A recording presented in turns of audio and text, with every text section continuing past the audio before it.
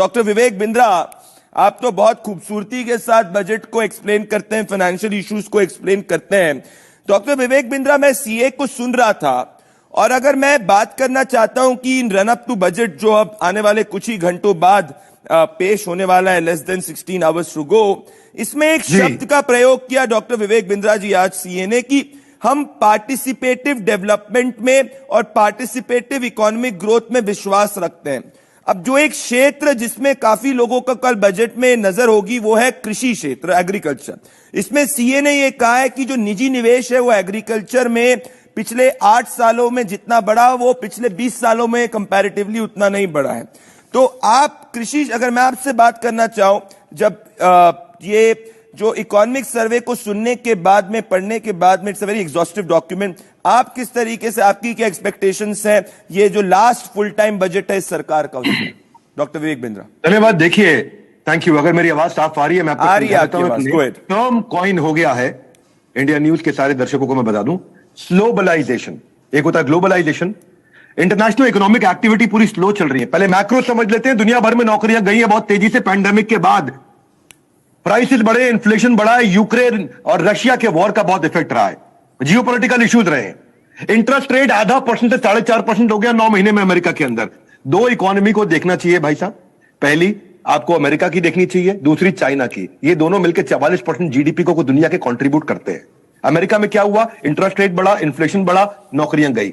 China में क्या हुआ? इंटरनल इश्यूज, पैंडेमिक के कारण इकोनॉमी बार बार फ्लक्चुएट हुई। ये 44% दुनिया की जीडीपी को कंट्रीब्यूट करते हैं, इससे कंजम्पशन पे इंपैक्ट हुआ। ग्लोबली सब कुछ स्लो हो रहा है, जहां ग्लोबली हो रहे सारे स्लो, वहां अभी भी हम कर रहे हैं ग्रो। ये ध्यान दीजिएगा मेरी बात।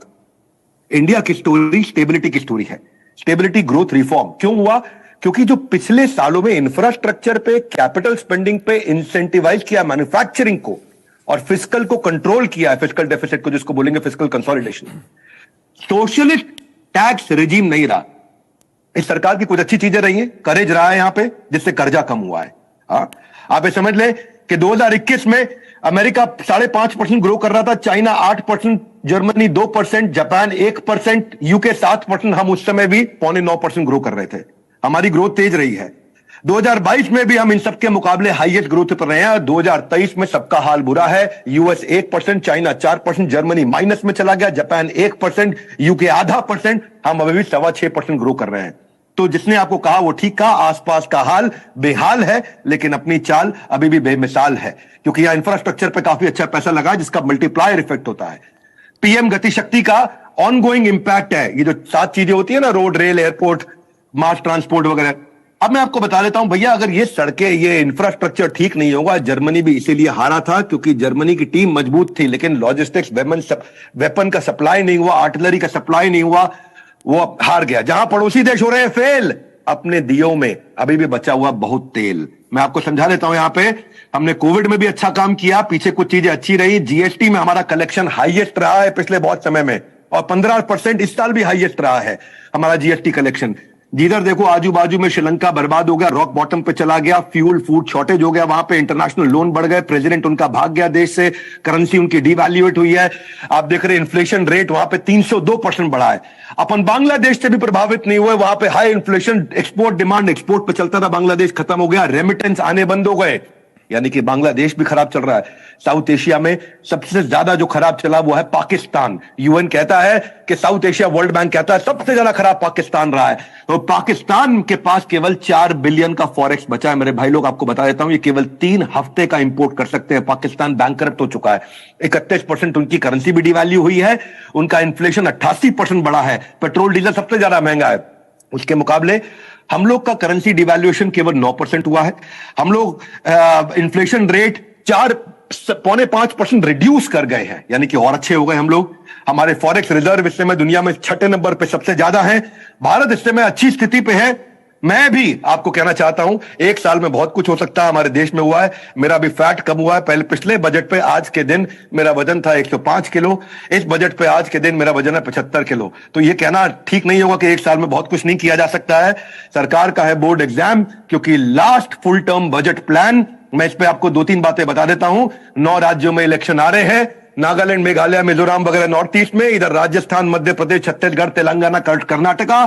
बावजूद उसके हम देखना चाहेंगे कि क्या ग्रोथ एजेंडा पे काम हो रहा है। ये अमृतकाल का पहला बजट होने वाला है, इसलिए मैं, जैसे पिता जो होता है ना, वो घर में सैलरी लाता है, कुछ पैसों से बिजली पानी का बिल भरता है, कुछ खर्चे करता है, कुछ बचाता है, बड़ी प्लानिंग से घर चलाता है, ठीक उसी प्रकार हमारा बजट बनाया जाता है। ये आने वाला कल हमको दिखाता है। तो मैं ये कहूंगा कि आने वाले कल को हमें देखना चाहिए। मेरी नजर में एमएसएमई पे काम होना चाहिए। अगर आप मुझसे सुझाव मांगे, 13 करोड़ एमएसएमई हमारे देश में जो 45% मैन्युफैक्चरिंग आउटपुट को कंट्रीब्यूट कर रहे हैं, 30% हमारे देश के जीडीपी को कंट्रीब्यूट कर रहे हैं और 40% हमारे देश के एक्सपोर्ट को कंट्रीब्यूट कर रहे हैं वो 13 करोड़ छोटे व्यापारी।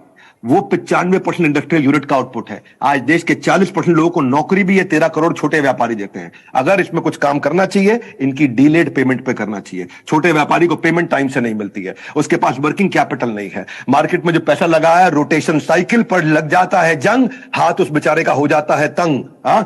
उसके चक्कर में समस्या रहती है। मैं आपको बता देता हूं, एमएसएमई समाधान योजना उतनी नहीं चल पाई। 31,000 कंप्लेंट आई, केवल 1,000 रिजॉल्व हुई। 7,000 करोड़ रजिस्टर हुई 2022 में, केवल 71 करोड़ रुपया रिसीव हुआ, यानी कि 1% रिजॉल्व हो पाया। पिछले साल कमजोर रहा बहुत। तो जो माइक्रो स्मॉल मीडियम एंटरप्राइज है, इस बेचारे को जब पैसा फंस जाता है ना बाजार में, लोग उसका पैसा रोक लेते हैं, इसको वापस नहीं करते, और उसके बाद ये जाता है बेचारा 3 महीना उनका वेट करता है, फिर 3 महीना बहस लड़ाई करता है, फिर उसके बाद में एमएसएमई समाधान योजना में जाता है। इतने में बैंक का ईएमआई और इंटरेस्ट ये बुरी तरह फंस जाता है। ये बेचारा किसके पास जाता है? और जब बिजनेस इंटरेस्ट इतना बढ़ जाता है तो काम करने में मैजिकल घट जाता है। Doctor Vivek Bindra, this is magical. मैं कहना चाहता हूं कि जितना आपके बारे में मैंने सुना था, आप उससे ज्यादा 6 और 4 हिट कर रहे हो। मेरे को इतने सारे मैसेजेस आ रहे हैं, कितनी सरल भाषा के अंदर आपने इसको रखा है। This is magical doctor Vivek Bindra. I love the energy. भाई साहब, आखिरी लाइन, बिजनेस में इंटरेस्ट इतना बढ़ जाता है जी, लोन का इंटरेस्ट इतना बढ़ जाता है कि उसके बाद उसका बिजनेस करने में इंटरेस्ट घट जाता है। और जब ऐसा घट जाता है, उसके बाद जब एमएसएमई का कमजोर व्यापारी फांसी लगाता है तो उसको कोई पूछने नहीं जाता है, क्योंकि वो असली वोटर नहीं कहलाता है, लेकिन आगे देश को वही बढ़ाता है। आगे देश को वही बढ़ाता है। Very very beautifully put.